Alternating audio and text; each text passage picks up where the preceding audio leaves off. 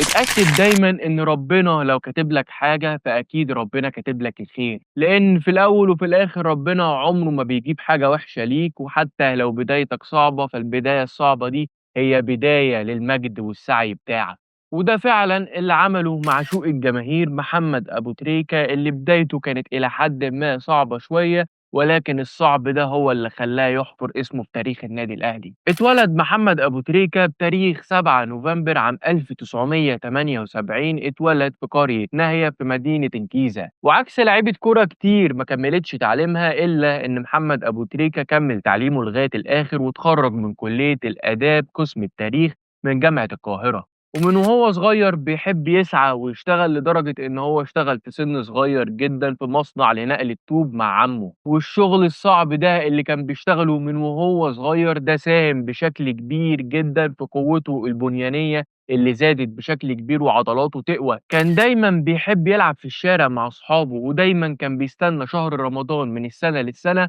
عشان يلعب مع أصحابه الدورات الرمضانية، ودايمًا صحابه كانوا بيتخانقوا مع بعض على اللي مين هيبقى مع محمد أبو تريكة في فرقته، لغاية أمّا بيوصل لسن ال12 سنة، وفي وقتها بيقترح عليه صديق عمره مجدي عابد، اللي بالمناسبة ده كان لاعب كرة قدم زمان، وكان بيلعب حارس مرمى ولعب في صفوف الداخلية وسموحة. اقترح عليه إن في اختبارات دلوقتي شغالة في نادي الترسانة، إيه رأيك أمّا نروح نختبر أنا وأنت؟ وفعلًا محمد أبو تريكة ما بيكدبش خبر، وبيروح مع صاحبه، وفعلًا بينجح في اختبارات نادي الترسانة، ورسمي بيبقى لاعب في صفوف ناشئين نادي الترسانة عام 1990. بيفضل مقدم أداءات جبارة مع الناشئين الترسانة، وبيتم تصعيده لكل فريق أكبر، لغاية بقى أمّا بيتم تصعيده للفريق الأول سنة 1997 وهو عنده 19 سنة، وفي وقتها الترسانة كان في الدرجة التانية، وقدّم معاهم موسم جبار وهو عنده 19 سنة في موسم 97، 98. ولكن بقى بييجي انفجار محمد أبو تريكة في موسم 98، 99، أمّا بيطلع هداف لنادي الترسانة.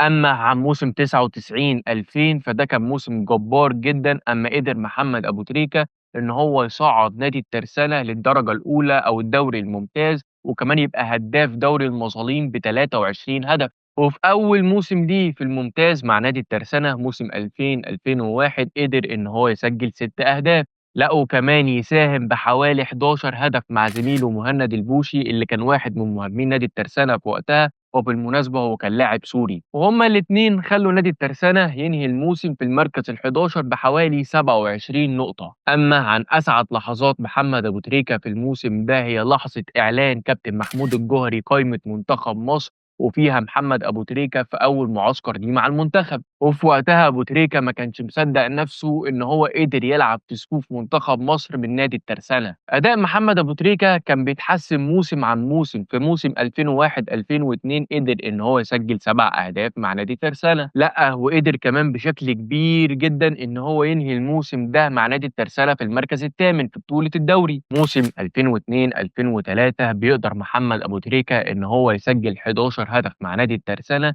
لأ وكمان ينهوا الموسم في المركز العاشر. للعلم نادي الترسانة كان لسه صاعد من الدرجة التانية، فإن هو ينهي الدوري في المراكز دي فده شيء كان كويس. ولكن بقى موسم 2003، 2004 بتيجي بقى النقلة التاريخية لمحمد أبو تريكة، بيلعب منتصف الدوري الأول أو منتصف الموسم الأول مع نادي الترسانة، بيقدر إن هو يدخّل 3 أهداف لغاية أمّا بييجي عليه شهر يناير 2004. أندية كتير كانت عايزة محمد أبو تريكة، وعرضوا فعلًا على نادي الترسانة زي الزمالك وإنبي، ولكن رغبة محمد أبو تريكة هي كانت اللعب للنادي الأهلي. رغبة أبو تريكة في وقتها ومجهود جبار من نائب رئيس نادي الأهلي في وقتها، اللي هو كان بالمناسبة كابتن محمود الخطيب، اللي قدر يخلّص الصفقة للنادي الأهلي مقابل 450 ألف جنيه بس لنادي الترسانة. اختار محمد أبو تريكة رقم 22 في النادي الأهلي، وأول ماتش رسمي ليه كان في دور ال16 ضد نادي طنطا، وما فيش 5 دقايق بس قدر محمد أبو تريكة إن هو يسجل أول هدف ليه في مسيرته مع النادي الأهلي، لأ وكمان الماتش بينتهي لمصلحة النادي الأهلي بنتيجة 2-0 على نادي طنطا، ومحمد أبو تريكة هو اللي يحرز الهدفين. أمّا عن أول ماتش لأبو تريكة في النادي الأهلي في بطولة الدوري كان ضد فريقه السابق نادي الترسانة، وقدر النادي الأهلي في وقتها إن هو يكسب 2-0، لأ وكمان محمد أبو تريكة يسجل هدف. في رسالة واضحة وصريحة لجمهور النادي الأهلي إن اللاعب ده أو الصفقة دي مش زي أي صفقة جت في تاريخكم، ولكن نتائج الأهلي في الدوري في وقتها ما كانتش ألطف حاجة، واللي زاد واللي غطى كمان خروج النادي الأهلي في بطولة كأس الكؤوس الإفريقية من نادي أوتوكو النيجيري بنتيجة كبيرة وسيئة، وده اللي خلى مجلس إدارة النادي الأهلي يتعاقد مع مانويل جوزيه وينول شرف تدريب النادي الأهلي في وقتها. النتائج في الدوري اتحسنت بشكل كبير جدًا، ولكن كان الفرق ما بينه وما بين الزمالك كان واسع جدًا، وقدر نادي الزمالك إن هو يحقق لقب الدوري. بيخش علينا موسم 2004، 2005 والنادي الأهلي قرر إن هو يجيب أفضل اللعيبة الموجودين في الدوري، وقدر النادي الأهلي يتعاقد مع محمد بركات اللي كان واحد من أفضل اللعيبة الموجودين في الدوري، وبرضه عماد النحاس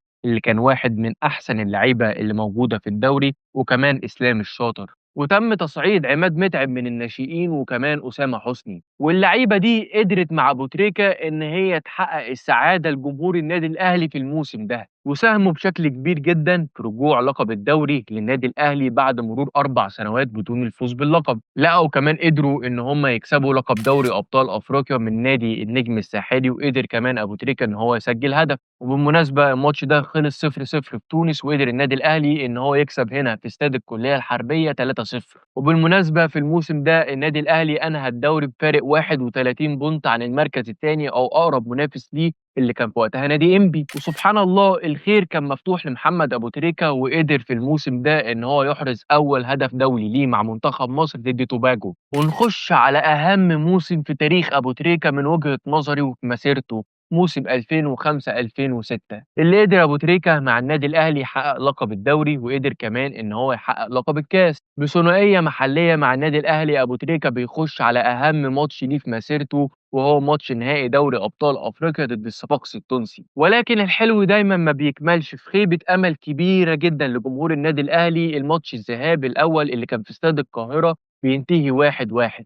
وطبعًا إحنا عارفين في نظام بطولات أفريقيا فإن كده النتيجة دي بتبقى مفيدة في ماتش العودة، لو الماتش انتهى 0-0 فكده النادي الصفاقسي يقدر إن هو يحقق اللقب. 17 نوفمبر 2006 تحت أنظار 65,000 مشجع تونسي في استاد رادس النادي الأهلي متعادل 0-0، والدقيقة 91 وجماهير الصفاقسي عمالة بتحتفل، وكمان لاعيبة الصفاقسي كان عندهم ثقة كبيرة جدًا إن هم خلاص لقب دوري أبطال أفريقيا بقى في جيبهم. ولكن يشاء القدر في الدقيقة 91 ونص شادي محمد بياخد الكورة من على حدود ال18 للنادي الأهلي، وبيلعبها كورة طولية للهجوم بلمسة من عماد متعب. الكورة بتوصل لدفاع الصفاقسي ولكن بيشتتوها، ولكن التشتيتة دي بتنزل على وش رجل الشمال لأبو تريكة. وسبحان الله اللي يتفرج على اللقطة يقول إن أكيد الكورة هتقلش من على وش رجل أبو تريكة، في ظل إن جمهور النادي الأهلي عمال يقول له ما تشوتش يا تريكة، ما تشوتش يا تريكة، ولكن تريكة كان واخد القرار في تسديدة تاريخية وأهم هدف في مسيرة أبو تريكة بيكتب اللقب الثالث للنادي الأهلي لدوري أبطال أفريقيا. وبالمناسبة في البطولة دي محمد أبو تريكة قدر إن هو ياخد هداف دوري أبطال أفريقيا ب8 أهداف. الموسم بينتهي مع محمد أبو تريكة بكده؟ لأ، ده النادي الأهلي بيسافر على اليابان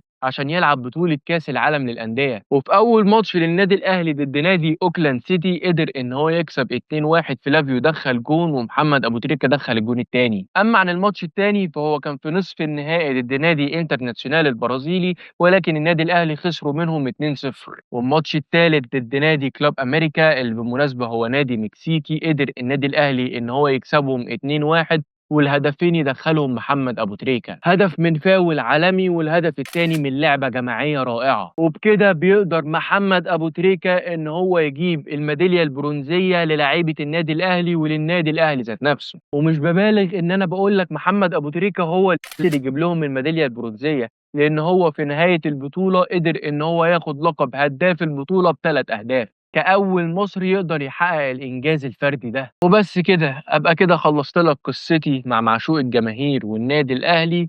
شكرًا.